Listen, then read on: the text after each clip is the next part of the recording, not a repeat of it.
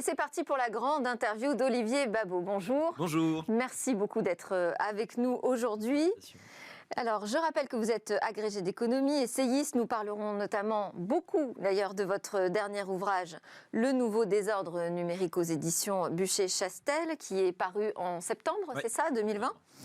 Et vous êtes également président fondateur de l'Institut Sapiens. Alors, on le présente comme une think tank. Est-ce que vous pouvez nous dire ce que ça change par rapport à un think tank ? Déjà, un think tank, c'est quoi en français ? C'est un laboratoire d'idées. Alors nous, on essaye d'être un laboratoire qui non seulement réfléchit aux technologies, et je crois que c'est notre ADN depuis le début, c'est-à-dire qu'on est parti de l'idée que la technologie est en train de changer toutes les dimensions du monde et qu'il fallait essayer d'aborder tous les problèmes à travers ces technologies, pas parce qu'on est obsédé par elles, mais parce que objectivement, elles sont en train d'apporter des changements. Et puis ensuite, on voulait changer la technologie de production de réflexion, c'est-à-dire la façon dont on produisait de la réflexion.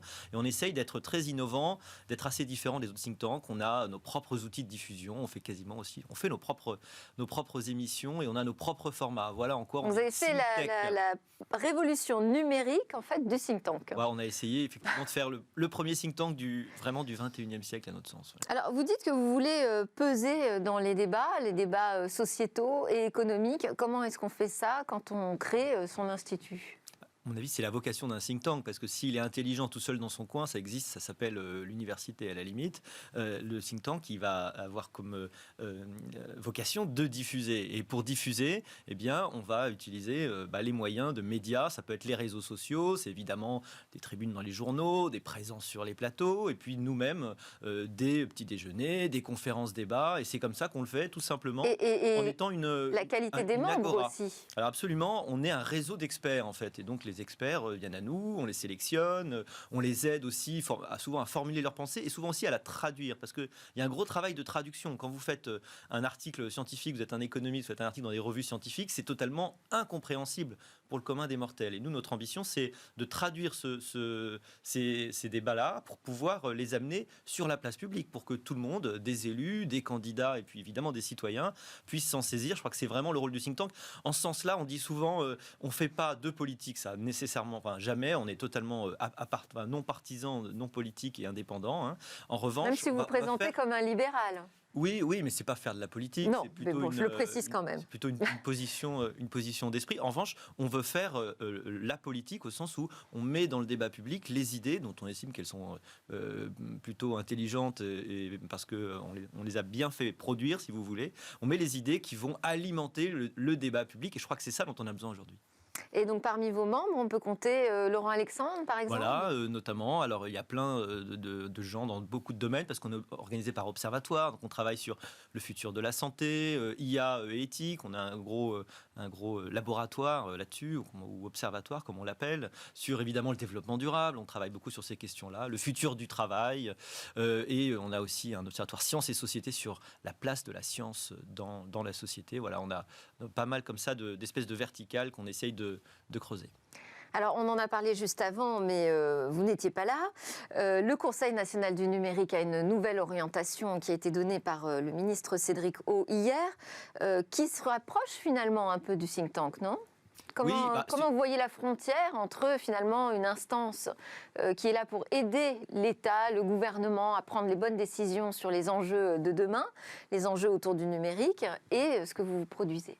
Oui, d'ailleurs, on pourrait dire le Conseil d'analyse économique aussi, c'est une sorte de think tank d'État. Oui. Moi, je trouve que c'est très bien. Dans le marché des idées, je pense que, comme d'ailleurs dans le marché de façon générale, la concurrence d'ailleurs est très très bonne. Et puis j'ai même pas l'impression qu'il y ait une concurrence au sens où on n'est pas gêné par le fait qu'il y ait d'autres think tanks, parce qu'il y a plein d'autres think tanks et c'est très bien, et qu'il y ait des think tanks publics. Je pense qu'ils ont chacun leur approche, ils ont chacun leur méthode. Nous, c'est très important encore une fois qu'on soit non partisan et indépendant. Je crois que ça nous apporte beaucoup de liberté. On essaye d'être réactif aussi. Donc souvent des espèces de grosses machines publiques, elles font des choses intéressantes, mais souvent peut-être un peu plus poussée, peut-être un peu plus lente, enfin en tout cas avec une temporalité, disons, un peu différente. En tout cas, c'est très bien ce qu'ils font, on se complète, et ce qui est bien, c'est que dans le domaine des idées, on n'arrête pas de se piquer tous des trucs, parce que c'est ça qui est bien, c'est contrairement à l'industrie où il y a de l'espionnage industriel, mais nous, c'est normal, on se pique les idées si elles sont bonnes, c'est plutôt de la fertilisation croisée, donc je trouve ça très sain. En fait, plus il y a d'idées qui circulent et plus on discute, mieux c'est. Alors, on va parler donc de votre dernier ouvrage, le désordre, le nouveau désordre numérique. Comment le digital fait exploser les inégalités. Dans l'introduction, vous parlez d'essayer de comprendre le drame qui se noue avec le numérique. D'ailleurs, l'ensemble de l'ouvrage utilise un vocable très dramatique. Oui, je suis d'un naturel optimiste, volontaire, et donc je n'ai pas de goût pour la tragédie. Ouais. Enfin, c'est la tragédie grecque, effectivement, mais pas dans l'analyse. Et donc vraiment, si j'ai écrit ce livre, c'est parce que, en regardant les façons dont les choses évoluent, je crois qu'il y a honnêtement de quoi s'inquiéter. Mais pas désespéré. Donc c'est un livre inquiet, mais pas désespéré. Et s'inquiéter de quoi ? Eh bien de la façon dont des technologies peuvent, d'une façon ou d'une autre, devenir notre maître, alors qu'elles sont de formidables serviteurs, mais de très mauvais maîtres. Et que, même si je ne suis pas... Je me définirais pas comme technophile, mais je suis certainement pas technophobe, et peut-être qu'on pourra en parler, mais l'idée c'est que probablement on a besoin d'une forme de technosophie, c'est-à-dire de sagesse de l'utilisation de la technologie. D'ailleurs, de tout temps, il a fallu... Et là, on est passé dans l'excès. Oui, c'est-à-dire que, évidemment, on a tous été un peu devant le numérique là, depuis une vingtaine d'années, comme des lapins devant les phares d'une voiture. C'est-à-dire que ça n'a pas été livré avec un mode d'emploi. Les réseaux sociaux, ça n'a pas été livré avec un mode d'emploi pour la démocratie, par exemple. Le modèle économique des plateformes, ça n'a pas été livré avec un mode d'emploi. C'est-à-dire qu'on est en train de constater jour après jour les conséquences. Et c'est à partir de ça, évidemment, qu'on va essayer, d'en prendre conscience, d'en faire une analyse, et puis d'y répondre. Et c'est ça qui est en train de se passer. J'essaye de décrire ce mécanisme dans mon livre. Toutes les dimensions du monde sont touchées, la transaction, la relation, l'information, autrement dit, l'économique, le social et le politique. Et je crois qu'il faut qu'on en prenne conscience. Et je parlais d'excès puisque vous faites aussi le parallèle avec l'obésité, l'abondance de nourriture donc, qui a apporté l'obésité jusqu'en France aujourd'hui. Et vous dites c'est ça qui est en train d'arriver ou qui arrive ou qui est arrivé, je ne sais pas quelle est la temporalité, à l'humanité avec le numérique. On en est où ? À quel stade ? Alors, vous savez, il y a un biologiste qui s'appelle Wilson qui a eu cette phrase qui est pas mal, qui dit l'homme a en gros un cerveau du paléolithique, des institutions du Moyen-Âge et des technologies dignes des dieux. Et donc, en fait, depuis la révolution néolithique, on vit cette tension en réalité. Et notre cerveau n'a absolument pas été calibré, le cerveau de chasseur-cueilleur n'a pas été calibré pour un monde où les calories sont disponibles à disposition extrêmement facilement et pour un coût en fait modeste, ou d'autant plus modeste que ce sont des mauvaises calories. Et ça crée cette épidémie d'obésité, 40% des Américains en situation d'obésité notamment. Et dans tous les pays développés, malheureusement, ça se développe. Eh bien, notre rapport à la calorie, il est aussi problématique que notre rapport à la surinformation. C'est-à-dire que notre cerveau n'a pas été calibré pour un monde de tsunami informationnel. Et c'est ça qui va créer l'effet Dunning-Kruger, ou qu'on appelle de façon intéressante aujourd'hui l'ultra-crépidarianisme. Vous savez, c'est cette locution latine, sutor, ne supra crepidam, cordonnier pas plus haut que la chaussure. C'est l'idée que les gens vont d'autant plus parler de quelque chose et être sûrs qu'ils le savent, qu'ils en sont en réalité et qu'ils sont ignorants. Enfin, c'est tous ces effets-là d'agrégation, de passage à la limite, d'hystérisation qui fait que les débats aujourd'hui sont en fait inaudibles. Et là où on pensait... Et c'est en train d'arriver ou ça y est, on est dans... Aujourd'hui, on vit on y est totalement, cet excès. On y est totalement... je veux dire, le Capitole, pour moi, ça a été la traduction, justement, physique du fait que cette hystérisation sur les réseaux, elle finit à un moment par se traduire par de la violence physique, parce qu'on assiste aujourd'hui à une incapacité des gens à débattre, à évidemment un enfermement de plus en plus grand. On est tous un peu coupables d'ailleurs dans notre bulle cognitive. C'est qu'on a tous tendance à être de plus en plus que jamais dans une bulle avec des gens qui sont d'accord avec nous. Et donc, pour parler trivialement, on se monte un peu tous le bourrichon autour de ce qu'on croit. On voit les gens qui sont les plus extrêmes dans nos croyances. Et donc, ça favorise ce phénomène de polarisation qui caractérise le monde et que le numérique est en train de créer à plusieurs niveaux. Alors, ce qui m'intéressait, c'est que vous parlez de la vitesse des changements. Vous dites pour gagner 50 millions d'utilisateurs, il a fallu 68 ans au transport aérien, 50 ans au téléphone, 22 ans à la télévision, 2 ans à Twitter et 19 jours à Pokémon Go, qui a été un carton énorme, effectivement. On joue encore à Pokémon Go, mais 19 jours. Voilà, alors c'est ce que j'allais vous dire. C'est que, finalement, Pokémon Go, aujourd'hui, c'est fini. Oui. Et donc, peut-être que ce dont on est en train de parler là ne va pas durer si longtemps. Quel est votre regard là-dessus, sur cette temporalité qui fait que ça change très vite ? Eh bien justement, le fait que ça change très vite va avec cette adoption extrêmement rapide, et à la limite, c'est pas tellement plus rassurant, parce qu'en effet, on a des consommateurs qui se déplacent un peu comme des vols de cricket. Ils arrivent sur une application, c'est le truc à la mode, et puis la caractéristique de ce qui est à la mode, c'est que ça se démode. Et donc, en effet, c'est extrêmement rapide. Donc, ce qui est frappant à notre époque, c'est que chaque mois apporte des changements extrêmement profonds, que les changements sont beaucoup plus véloces, abrupts, d'ailleurs de plus en plus imprévisibles. Si vous vous intéressez à l'histoire du monde et vous remontez à l'histoire même de la Terre, de l'univers, vous vous rendez compte que jusque-là, les changements, ils se comptaient en millions d'années, en centaines de milliers d'années, ou même les premiers hominidés, c'est il y a 9 millions d'années. L'Homo sapiens, c'est juste il y a 200-300 000 ans. Donc, ça allait extrêmement lentement. Et en fait, on est sur une exponentielle. C'est ça qu'il faut comprendre. On est exactement sur une exponentielle, exactement comme on est sur une exponentielle en termes de croissance des capacités informatiques. Et cette exponentielle, elle a cette caractéristique de faire que toutes les règles du monde, à un moment donné, deviennent caduques parce qu'il y a une autre façon de fonctionner due à l'accélération. Et donc, en effet, tout d'un coup, vous allez vous agréger à des pratiques. Donc, il y a cette espèce de mimétisme, cet instinct grégaire d'ailleurs qu'on avait tous, l'idée que la gazelle, elle va être avec le troupeau, et, les pingouins aussi. Les pingouins, c'est pour le froid, mais la gazelle, c'est pour se protéger des prédateurs. Il y a une logique. Mais nous, on a encore cette logique-là dans notre vieux cerveau paléolithique, n'est-ce pas ? Eh bien, cette logique grégaire sur le numérique, elle se traduit par le fait qu'on va tous faire la même chose et de façon paradoxale au moment où on peut tous faire différemment. C'est-à-dire qu'on a des outils pour être parfaitement individualisés et le paradoxe, c'est qu'on finit par tous faire la même chose de façon grégaire. Et c'est comme ça qu'on voit apparaître des gourous comme Elon Musk, Exactement. qui d'un tweet change la face du monde. Et le cours du Bitcoin. Exactement, c'est ce que je voulais dire. Alors, bon, en même temps, donc, si ça change très vite et qu'on a des ruptures fréquentes, ça veut dire que les seigneurs que vous désignez, donc les titans du numérique, qui sont les GAFAM, pour simplifier, peuvent aussi s'écrouler du jour au lendemain. Ça, c'est peut-être la bonne nouvelle. Rien n'est définitif. C'est un point d'espoir, c'est-à-dire que ces géants sont peut-être des géants au pied d'argile, au sens où la rapidité d'évolution est telle, et d'ailleurs ils le savent eux-mêmes, que le tournant qu'ils ont bien pris à un moment donné pour arriver à créer le phénomène de la plateforme et arriver à devenir l'espèce de médiateur obligatoire entre l'offre et la demande et d'en tirer les profits extraordinaires que ça permet, et on voit l'évaluation boursière, eh bien cette puissance, elle peut s'effondrer très vite, dans la mesure où très rapidement on va aller vers d'autres pratiques.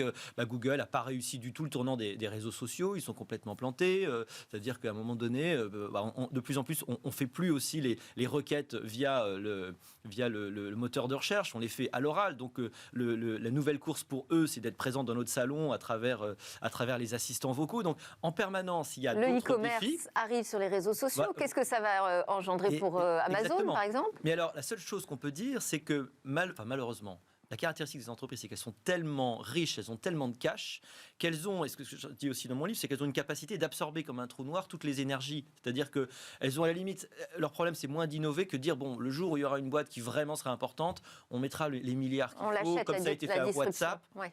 On l'achète à prix fort, mais de toute façon, on a Apple, la valeur boursière, c'est égal à l'intégralité du CAC 40 français. Si vous prenez toutes les boîtes de la tech américaine, c'est égal à la totalisation des capitalisations boursières européennes. C'est-à-dire que c'est devenu totalement insane. Alors, qu'est-ce qu'on fait, Olivier Babot, face à ça ? Eh bien, déjà, on en prend conscience. Bon.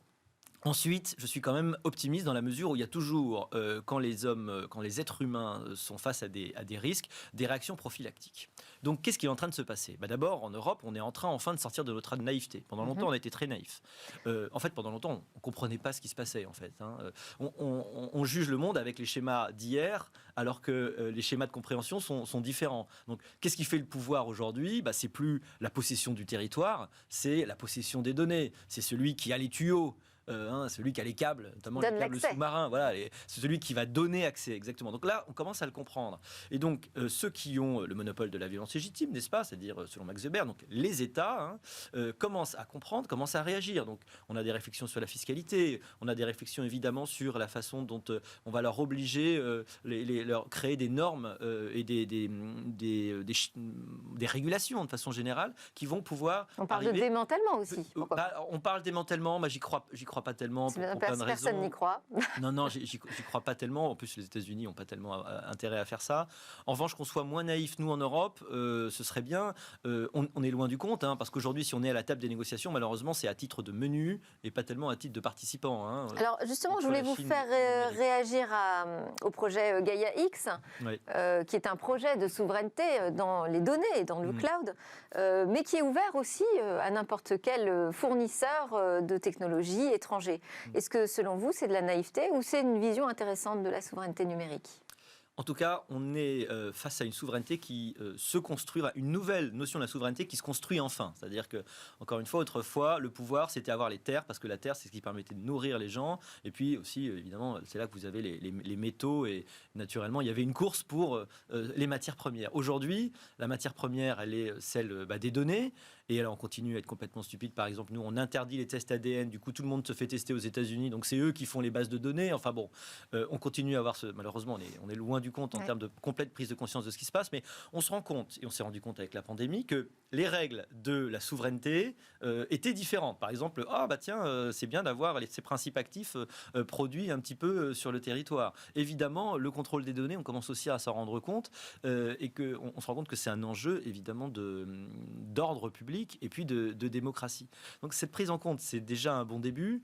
Je n'ai pas l'impression, en réalité, qu'on ait encore trouvé les outils pour recréer cette souveraineté, parce que la réalité aujourd'hui, c'est qu'on est totalement dépendant des GAFA. C'est-à-dire que vous ne pouvez pas débrancher Google aujourd'hui en France. C'est pas possible. Et Amazon. Et donc on essaye du coup d'imposer des règles plutôt. Voilà. Le rôle de l'État, c'est pas de faire à la place. C'est pas de créer, à mon avis d'ailleurs, une plateforme qui serait l'Amazon public. C'est des délires qu'on a pu. On y a cru à un moment. Des Uber publics. Non, mais ça deviendrait un truc bureaucratisé en 2 secondes. Et puis il y aurait des. En tout cas, jusqu'ici, ça n'a pas fonctionné. Non, mais jamais. S'ils n'ont pas créé eux, c'est pour une bonne raison. C'est qu'il faut l'innovation, il faut cette façon de penser qui est différente. Donc que chacun fasse ce qu'il sait faire. Et l'État, c'est la régulation. Son rôle, c'est de faire de la régulation, c'est pas de faire à la place. Et donc, il faut qu'on pense ces nouvelles régulations qui peuvent tout à fait avoir un effet pour essayer de mettre un terme à ce passage à la limite de tout, à cette hystérisation. Alors, vous avez aussi un chapitre sur les techno-leaders et les techno-largués. Oui. Vous revenez avec la fracture sociale, la fracture numérique sociale. Ça, c'est pas une découverte, c'est quelque chose qui a été entendu d'ailleurs au plus haut sommet de l'État il y a de nombreuses années. Il y a eu des plans numériques. Aujourd'hui, on voit que les choses quand même ont beaucoup changé. Quand on prend la situation du printemps 2020 avec le confinement, on a vu des décalages dans la société, mais on a vu quand même que la majeure partie était équipée et pouvait continuer à travailler. Oui, mais on a vu aussi malheureusement que les élèves qui n'étaient pas aidés chez eux, que ceux qui étaient peut-être moins équipés, mais c'est pas tellement une question d'équipement informatique, pour certains c'est le cas, mais pour beaucoup, malheureusement, c'est beaucoup plus subtil, peut-être plus pernicieux. C'est que si vous n'êtes pas aidé dans votre marche vers le numérique, c'est beaucoup plus difficile pour vous. Et en réalité, on a vu avec le Covid cette croissance des inégalités liées à la maîtrise Internet. Mais il faut se rendre compte, le numérique, c'est pas juste filer des tablettes ou des connexions Internet, parce que le savoir aujourd'hui, il est à un clic. Tout le savoir humain est à un clic. Il y avait une photo intéressante sur les réseaux sociaux début 2020. Vous aviez l'intégralité des encyclopédies universalistes qui étaient sur le trottoir. Pourquoi ? Parce que autrefois, ce truc qui était cher, vous savez, le truc que les gens vendaient au porte-à-porte, parce que c'était un instrument de pouvoir, et que le savoir était cher, il était rare, c'était difficile de le posséder. Aujourd'hui, le coût du savoir est tombé à 0. Mais est-ce que la diffusion du savoir s'est développée pour autant ? Malheureusement, non, parce que l'accès, ça n'est pas l'usage. Et on se rend bien compte que malheureusement... Donc ça, c'est quoi ? C'est un problème d'éducation ? Eh bien exactement. Quand je dis techno-leader et techno-largué, c'est... Est-ce que les gens vont arriver à enclencher, à utiliser le levier numérique à profit pour leur vie ? C'est pas seulement avoir une connexion Internet, parce que ça, évidemment, c'est pas très très compliqué. Et la plupart des jeunes vont avoir un téléphone avec Instagram. Utiliser Instagram, c'est pas être techno-leader. Techno-leader, c'est avoir des compétences qui vont, après professionnellement, vont faire de vous un travailleur qui va permettre de s'enclencher à ce levier numérique, à vous envoyer dans les étoiles. Et si vous n'avez pas ça, si vous faites partie du bas du sablier, parce qu'on est passé d'une société en losange à une société en sablier, très peu de gens au milieu et beaucoup de gens aux extrêmes, eh bien, vous n'arrivez pas à en tirer les avantages. Et ça existe depuis les années 90, mais on voit cette raréfaction des emplois du milieu et malheureusement cette polarisation de la société qui est malheureusement très documentée dans tous les pays développés, où il y a des gens qui vont aussi gagner plus forcément, qui vont arriver à avoir plus d'opportunités, et puis les gens qui ne les ont pas, avec comme conséquence naturellement un déterminisme social, mais plus grand que jamais. C'est-à-dire qu'il n'y a plus de continuité, évidemment, le long du spectre social, parce que justement, il y a ces formes de rupture. Et ça s'est aggravé malheureusement avec le Covid. Donc l'homme doit retrouver sa place, vous dites, sa nouvelle place dans le monde numérique. On va terminer cet entretien avec un format express où je vous pose des questions très courtes, ouvertes, et vous me répondez de manière spontanée. Alors, je vous lance sur un mot, c'est très simple, ça commence par vos rêves. Mes rêves, refaire de la musique quand j'en aurai le temps. Vos peurs? Mes peurs, ah là là, c'est très difficile. En fait, je ne sais pas, est-ce que j'ai peur de quelque chose? Ne pas avoir le courage de me forcer à apprendre tous les jours. Voilà. Vos interrogations? L'interrogation, c'est est-ce que j'ai tort? Tous les jours, je me pose cette question. Vous avez une idée fixe? Oui, une idée fixe. J'ai fait ma thèse de doctorat sur la transgression des normes. Je suis obsédé par la façon clandestine dont les choses fonctionnent. C'est-à-dire? J'ai écrit un bouquin là-dessus. Ça parfait, s'appelle Éloge de l'hypocrisie, c'était celui d'avant. Et sur la duplicité du monde, en fait, sur le fait que le monde ne fonctionne vraiment que par une dose très importante de duplicité. Je suis très inquiet d'un monde qui devient de plus en plus monolithique et qui en fait, un monde puritain qui croit que la vérité est monolithique. Voilà, et c'est ça qui m'inquiète le plus. Le futur, vous l'imaginez comment? Je l'imagine très mal. Vous savez ce que disait Pierre Dac, c'est difficile la prévision, surtout quand ça concerne l'avenir. Je suis persuadé d'une chose, c'est qu'il ne ressemblera pas à tout ce qu'on peut, à ce à quoi on peut s'attendre. Et la prochaine révolution, selon vous, ce sera quoi? La prochaine révolution, j'espère, ce qu'on prévoit n'est pas nécessairement ce qu'on espère, mais j'espère que ça sera la révolution de la cognition. C'est qu'on se rendra compte que c'est la chose la plus précieuse qu'on ait aujourd'hui. Et vous, dans 5 ans, vous voyez où? Je me vois à continuer à écrire des livres, à élever mes enfants avec bonheur et à être ravi tous les matins de ce que je fais parce que j'ai l'impression de m'enrichir. Voilà. On était ravis de vous recevoir, Olivier Babot, président fondateur de l'Institut Sapiens, auteur de Le Nouveau Désordre Numérique chez Buchet-Chastel. Nous, juste après la pause, on reprend notre histoire de l'aventure du tourisme spatial avec Cécilia Sévry.